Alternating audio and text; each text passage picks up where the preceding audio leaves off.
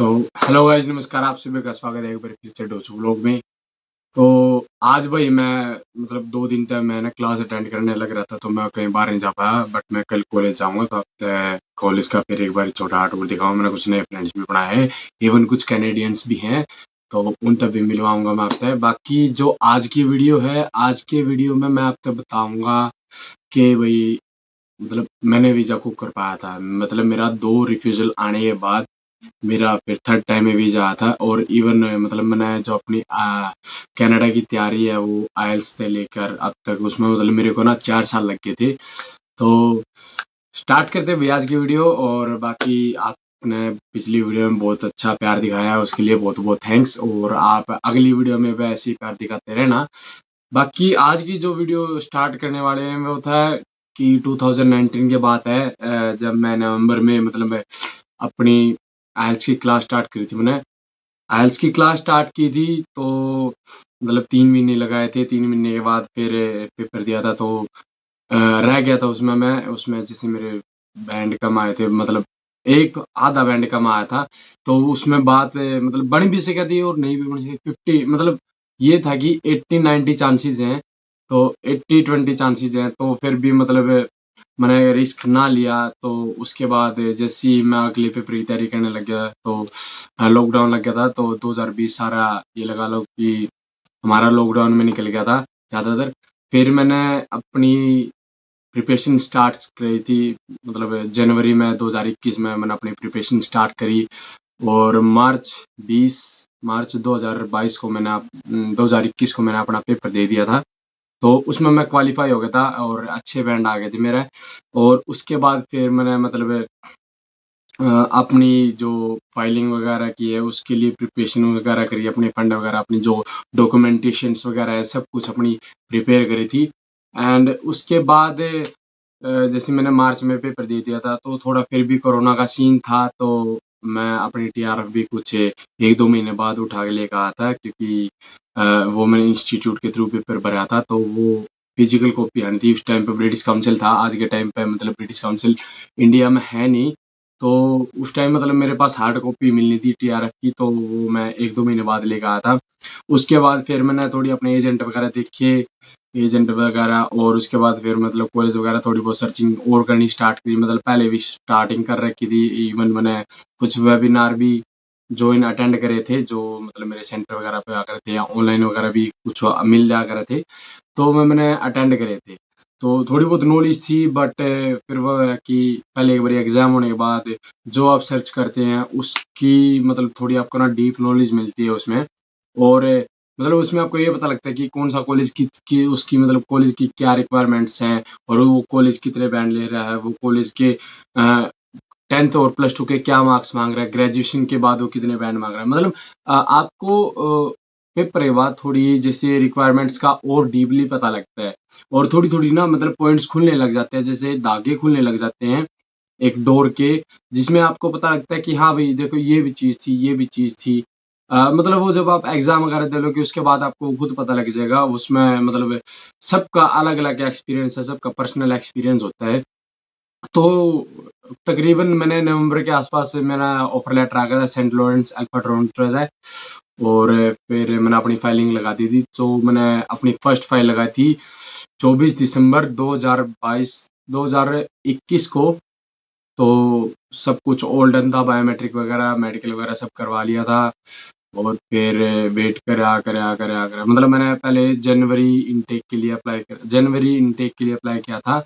But due to मतलब मैं थोड़ा सा लेट हो गया था, तो वो फिर मैंने मई में शिफ्ट करवा लिया था। तो मतलब 24 दिसंबर 2021 को फाइल लगने के बाद फिर मैं वेट की मेरे पास मेल वगैरह आई। मैं मेरा फर्स्ट एक्सपीरियंस है, मेरे को पता नहीं था कैसे क्या होता है। तो सारा जो एक्सेस था वो सारा मेरा एजेंट के पास था। तो उसके बाद 10th मार्च की बात है कि 10th मार्च 2022, हाँ 2022, तो उसमें मेरा पहला रिफ्यूजल आ गया था। तो मतलब मेरे को किसी ने रिकमेंड भी किया था। फिर मैंने मतलब मेरे कुछ फ्रेंड्स वगैरह थे Saint Lawrence Alpha Toronto college में, तो मतलब मैंने उनसे बात की तो उन्होंने बोला कि भाई तेरा रिफ्यूज़ल आ गया तो अब तो अपना कॉलेज चेंज कर ले, बिकॉज़ उस टाइम पे ना थोड़ा उस कॉलेज में स्ट्राइक्स वगैरह का सीन चल रहा था। तो फिर मतलब और भी बहुत सारे मेरे को नॉलेज मिली कि भी रिफ्यूज़ल आ गया तो कॉलेज चेंज कर ले थोड़ा-सा, मतलब पहले मैंने मेन टोरंटो में ले रखा था, फिर मैंने थोड़ा आउटसाइड लिया। तो मैंने कॉलेज चेंज कर लिया था, इवन फिर मैंने फीस रिफंड वगैरह डाल दिया था। और जैसे मार्च के 18 मार्च को मैंने अपनी फीस रिफंड की रिक्वेस्ट डाल दी थी, और फिर मई, जून, जुलाई के मतलब 13-14 के आसपास मेरी फीस रिफंड हो गई थी। और उस टाइम पे मैंने अपनी मतलब जो फीस भरी थी उस टाइम पे डॉलर रेट कम था, और जब मेरी फीस रिफंड हो गई थी उस टाइम पे डॉलर रेट थोड़ा बढ़ रहा था, तो मेरा उसमें कोई नुकसान नहीं हुआ था। इवन जो कॉलेज $200 अपने चार्जेस काट लिया करे उसके डॉक्यूमेंटेशंस वगैरह के, पेपर वर्क वगैरह के, तो उसमें मतलब मेरा इतना नुकसान नहीं हुआ था। बट तो फिर मैंने अपना दूसरा कॉलेज अप्लाई किया, तो मैंने अपना एजेंट भी चेंज कर लिया था, अपना कॉलेज भी चेंज किया था। फिर मैंने अपना एजेंट मतलब कॉलेज चेंज किया था, तो मैंने दूसरा कॉलेज चूज करा, Conestoga college Doon campus office administration. और जो मेरा सेंट लॉरेंस अल्फा टोरंटो में कोर्स था वो था टूरिज्म एंड ट्रैवल का।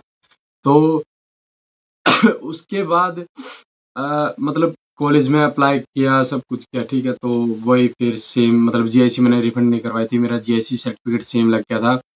एंड फिर मैंने जो दूसरी फाइल अप्लाई की थी वो मैंने 6 जून को, नॉट जून, जुलाई, अगस्त, जुलाई के आसपास मैंने वहाँ अप्लाई कर दी थी अपनी फाइल। जुलाई की एग्जैक्ट डेट मेरे को याद नहीं है। और तो मतलब वो जुलाई की बात थी। फिर उसके बाद सेम प्रोसेस मेरे को पता लग गया था कि क्या मेल आएंगी क्या मेल नहीं आएंगी। तो जुलाई, अगस्त, सितंबर 3 महीने निकल गए थे लाइक। और इवन फिर मैंने जो कोनेस्टोगा कॉलेज में कोर्स लिया था वो मैंने चेंज कर लिया था, ऑफिस एडमिनिस्ट्रेशन एग्जीक्यूटिव का कोर्स ले रखा था मैंने।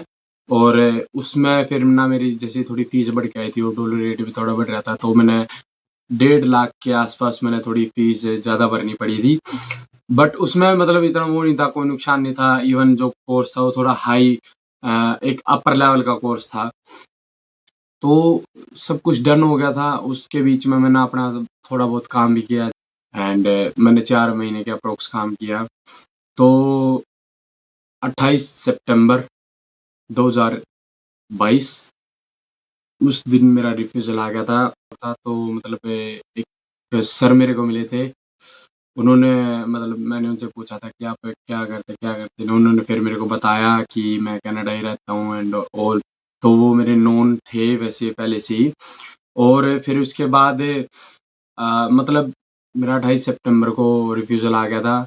देन 29 सितंबर को थोड़ा दुःख में निकल गया था, और 30 सितंबर की बात है। और फिर मतलब मैंने उनको कॉन्टैक्ट किया था, तो उन्होंने मेरे को गाइड किया कि भई तेरी फाइल वगैरह सब कुछ ओके है, और तू उसके मतलब एक बारी और अप्लाई कर ले। इवन मैं 2-3 एजेंट्स के पास भी गया था अपनी फाइल को लेके। लाइक मैं फिर भी एजेंट चेंज करना चाहता था, क्योंकि मेरा मेन जो एम था वो कनाडा का ही था। तो उसके बाद जैसे मैंने एजेंट वगैरह के पास गया, मैं टर्निंग मतलब मैं नाम नहीं लेना चाहूँगा, ठीक है? तो 2-3 एजेंटों के पास मैंने विज़िट किया था, जो मतलब अच्छे-अच्छे थे, जो मतलब किसी ने मेरे तरफ बहुत अच्छे रिकमेंड करे थे कि ये वो बंदा साफ-साफ बता देगा। तो सब ने मना कर दिया था, सब बोल रहे थे कि 99% चांस तेरे ना है, 1% तेरी हाँ है, और पैसा और टाइम वेस्ट करना है तो तू बेशक अप्लाई कर ले। तो उसके बाद फिर भी मतलब एक मन में थी जिज्ञासा थी कि हाँ भाई मैं एक बारी और चांस करूँ। तो जो मेरे नोन थे जो ऑलरेडी इन कनाडा रहते थे, तो उन्होंने मेरे को गाइड किया कि कैसे क्या फाइलिंग करनी है। और जहाँ तक मेरे को पता लगा कि मैंने केप नोट्स नहीं निकलवाए थे, बट मेरे हिसाब से जो मेरा सेकंड रिफ्यूज़ल आया था वो मेरा मेडिकल एक्सपायर होने की वजह से आया था। बिकॉज़ 28 सितंबर को मेरा रिफ्यूज़ल आया था, और उसी दिन ना मेरा मेडिकल भी एक्सपायर हो गया था। तो सबसे पहले मैंने फिर मतलब उनसे बातचीत की, तो उन्होंने मेरे को गाइड किया कि तेरी फाइल ओके है और तू रीअप्लाई कर। एंड फिर मैंने अपना 1-2 सितंबर अक्टूबर को मैंने अपना 1 अक्टूबर को आई थिंक 1 अक्टूबर को मैंने अपना मेडिकल रिन्यू करवा लिया था, सेम चंडीगढ़ मोहाली मैक्स में। और फिर उसके बाद मैंने 12th अक्टूबर को अपनी फाइल लगा दी थी। फिर वो फाइल ना मैंने अपने आप खुद ही लगाई थी, और मतलब जो मेरी गाइडेंस थी, जो मेरे से मतलब मेरे को गाइड कर रहे थे कि कैसे क्या प्रोसेस रहता है, सब कुछ रहता है, तो वो उन्होंने की थी। जो मेरे कनाडा में यहाँ पे नोन है, वो मेरे भाई जी। और मतलब ये था कि उन्होंने भी बहुत सारी चीज़ें बताई कि कैसे क्या करना है, कैसे क्या प्रोसेस रहता है। उन्होंने मेरी बहुत हेल्प की। इवन उन्होंने मेरे लिए एसओपी भी लिखी थी। तो एसओपी में उन्होंने बिल्कुल क्लियर कट लिखा था कि मेरा ये कॉलेज है, मैं इसलिए कनाडा आ रहा हूँ। उन्होंने मतलब ना ये मेंशन किया कि रिफ्यूज़ल है, ना मेंशन ये किया कि कितना गैप है, ना मेंशन ये किया कि 12th और 10th क्लास कब की हैं। और इससे मेरे को एक बेनिफिट लगा कि अगर आप जैसे रिफ्यूज़ल वाली फाइल लगा रहे हैं, तो उसमें कभी भी मेंशन मत कीजिए कि भई आपका पहले रिफ्यूज़ल आया था, बिकॉज़ एम्बेसी वालों के पास आपका यूआईसी नंबर होता है, पासपोर्ट नंबर होता है। तो अगर वो एक बारी भर देते हैं, तो आपकी सारी जन्म कुंडली खुल जाती है उनके सामने। उनको सब पता लगता है कि आपने 10th कब कर रखी है, 12th कब कर रखी है, कितना गैप हो चुका है, आपकी रिसेंट क्वालिफिकेशन क्या है, और आपके कितने रिफ्यूज़ल आ चुके हैं, आपने पहले कौन-सी कंट्री विज़िट की है। मतलब हर एक चीज़ उनको पता लग जाती है, वो कुंडली खोल लेते हैं आपकी। तो उसके बाद मैंने अपनी फाइल अप्लाई कर दी थी। देन मेरा आफ्टर 2 डेज़ आफ्टर 2 डेज़ मतलब मेरे को सबमिशन वगैरह सब कुछ मिल गया था सेम टू सेम टाइम। तो 8 नवंबर 12 अक्टूबर को मैंने अप्लाई किया था, और 8 नवंबर को मेरा मेडिकल जो है वो अपडेट हो गया था। और फिर उसके बाद मेडिकल अपडेट होने के बाद मैं वेट करता रहा। मैं इवन टाइमलाइन्स देखता था कनाडा पीपीआर की कि कितना टाइम लग रहा है, कितना टाइम लग रहा है। तो कुछ ऐसे बीच में वो आए, वीडियोज़ आए, जिसमें मतलब दिख रहा था कि जिनकी 12 अक्टूबर की फाइल लगी है, उनके भी वीज़े आ रखे हैं। तो थोड़ी बहुत टेंशन हो गई थी कि भई सबके वीज़े आ रखे हैं, मेरे क्यों नहीं आ रखे हैं। और तो उसके बाद मतलब मैंने वेट किया। तो मैं इवन रात को भी अपनी मेल चेक करता था कि भई कोई मैसेज आए या ना आए। सो फाइनली 2 तारीख दिसंबर दोपहर 12 के आसपास मैंने अपनी मेल चेक करी, तो मेरे पास मेल आ रही थी। एंड तो मैंने खोला, तो जैसे एक जीसी की अगर आप लॉगिन करेंगे कभी, तो उसमें एक सिक्योरिटी क्वेश्चन पूछते हैं। तो उस तक मतलब उस स्टेप तक मेरे मन में यही था कि तूने 2 रिफ्यूज़ल तो देख रखे हैं, तीसरा रिफ्यूज़ल भी देख लेगा तो कोई ज़्यादा फ़र्क नहीं पड़ना है। फिर मतलब जैसे ही वो स्टेप पार हुआ, तो मेरी फुल बॉडी शेकिंग होने लगी, थोड़ा बहुत टेंशन होने लगी थी माइंड में कि क्या रहेगा, क्या नहीं रहेगा। बिकॉज़ मैं अपनी पूरी उम्मीदें छोड़ चुका था। बस इवन मेरी फैमिलीज़ वगैरह ने मेरे को बहुत सपोर्ट किया था। उन्होंने बोला था कि एक बारी और चांस ले। उनकी वजह से मतलब मैंने तीसरा चांस लिया था, बिकॉज़ उन्होंने मेरे को बहुत सपोर्ट किया पीछे, कि उन्होंने मेरे को मोटिवेट किया है कि नो प्रॉब्लम, आप एक बारी और अप्लाई करो। अगर फिर भी रिफ्यूज़ल आता है, हम फिर भी अप्लाई करवा देंगे। So thank you to my family. So तभी मैं मतलब सभी लोग बोलते कि आप अपनी फैमिलीज़ को थैंक यू कहा करो हर एक चीज़ के लिए, बिकॉज़ वो हमें बहुत मोटिवेट करते हैं। तो मतलब मैंने वो खोल के देखा, सो चेक फुल स्टेटस पे क्लिक करना होता है। उसके बाद जो मैंने अपनी पीपीआर देखी है, ओरिजिनल पासपोर्ट रिक्वेस्ट, तो फ्रैंकली 1 घंटे के लिए रोना नहीं रुका था। तो मतलब ये था कि भई आखिर 4 साल बाद मैं मतलब मैंने 4 साल पहले वो सपना देखना स्टार्ट किया था, और फिर उसके 4 साल बाद मतलब वो सपना आखिर पूरा हो गया, मेरी पीपीआर आ गई थी। और तो जैसे 2 दिसंबर को आई थी, तो मैं 5 दिसंबर को मैंने अपनी जो पासपोर्ट है वो मैंने भेज दिया था। तो 5 दिसंबर को एक्चुअली क्या था कि सैटरडे था, और जब भी आप पासपोर्ट जैसे एजेंट के पास सबमिट करवाते हैं, तो क्या होता है कि अगले दिन वो पासपोर्ट को भेजते हैं। तो अगले दिन संडे था, तो मैं इस कारण मेरा मंडे को गया था। सो अगर मैं मंडे से लेके बात करूँ, तो मेरा मात्र 5 दिन में मेरे को मेरा पासपोर्ट वापिस रिसीव हो गया था विद द स्टैंपिंग। और मेरे पास कोई प्रीमियम सर्विस नहीं थी, बिकॉज़ उस टाइम पे कनाडा की जो एम्बेसी है वो काम बहुत ही तेज़ कर रही थी। इवन रिजल्ट्स जो आ रहे थे वो 17-17 दिन, 20-20 दिन में रिजल्ट आ रहे थे। इवन किसी के 7 दिन में भी रिजल्ट आए हैं। तो उस टाइम पे जो कनाडा एम्बेसी है वो बहुत ही फ़ास्ट वर्क कर रही थी, तो पासपोर्ट भी मेरा जल्दी आ गया था without any premium service. I got my passport in 5 days। And जो मेरा जो मेरी फाइल का स्टेटस था, लाइक मेरे पास 10th 2016 की थी और 12th में 2019 की थी मेरे पास। उसमें भी उस साल में एक मेरा बीच में गैप था और उसके बाद मेरा 4 साल का गैप था। एंड जो मेरे ग्रेड्स थे 64% 12th क्लास में थे और 70% मेरे 10th क्लास में थे। मैं ह्यूमैनिटीज़ का स्टूडेंट था। ह्यूमैनिटीज़ मीन्स मैं आर्ट्स का बच्चा था विदाउट मैथ। तो जो कोर्स वगैरह था वो मैंने सेम ही रखा था। लाइक जो थर्ड टाइम मैंने अप्लाई किया था वो मैंने सेम किया था। इवन मैंने ना डेफरमेंट ली थी, जिससे फर्स्ट टाइम जो सेकंड टाइम मेरा रिफ्यूजल आया था वो उस टाइम मैंने ना वो सितंबर के लिए ही अप्लाई किया था, तो मैंने उसको जनवरी में डेफर करवा लिया था। तो जैसे ही थर्ड टाइम मैंने फाइल लगाई तो मैंने कुछ भी नहीं करवाया, जस्ट डेफरमेंट तो डला ही हुआ था, तो मैंने एक और चांस सेम टाइम पे ले लिया था। और मतलब मेरी फाइल ठीक-ठाक थी, बट 2 रिफ्यूज़ल्स के बाद मेरी फाइल थोड़ी-सी लाइक आउट ऑफ ट्रैक हो चुकी थी। बट ये था कि भई अगर आपकी किस्मत होती है, 1% किस्मत भी होती है। अगर आपकी किस्मत अच्छी है तो आपका वीज़ा भी आ जाता है, और कई बार क्या होता है कि बेस्ट टेस्ट फाइल पे भी आपके वीज़ा नहीं आते।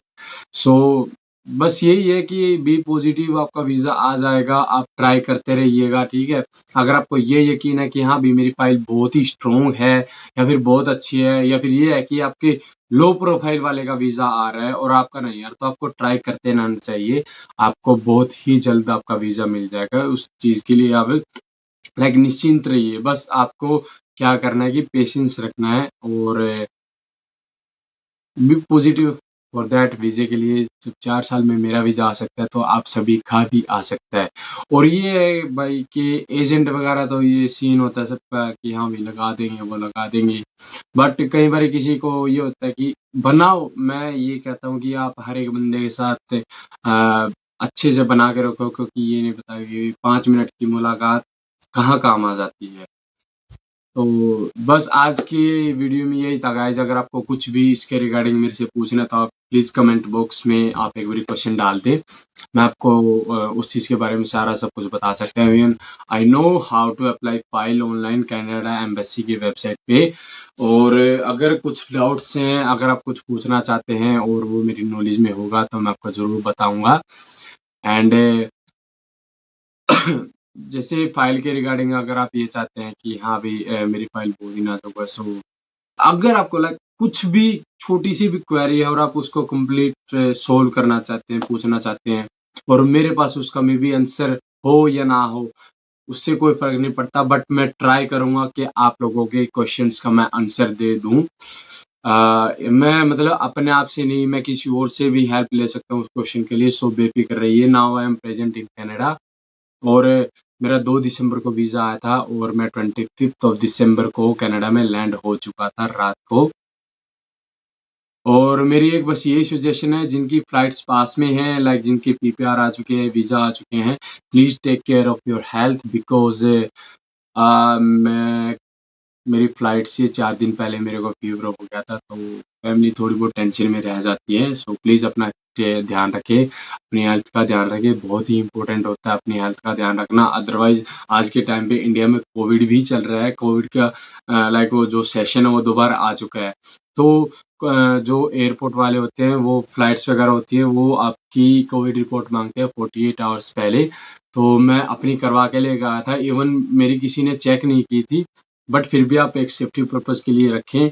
और बस आज की वीडियो में यही था। अगर आपको कोई भी क्वेश्चन है या कुछ क्वेरी है, कोई डाउट है, आप मेरे को कमेंट बॉक्स में डाल दीजिए। मैं आपकी क्वेश्चन्स का आंसर ज़रूर दूँगा।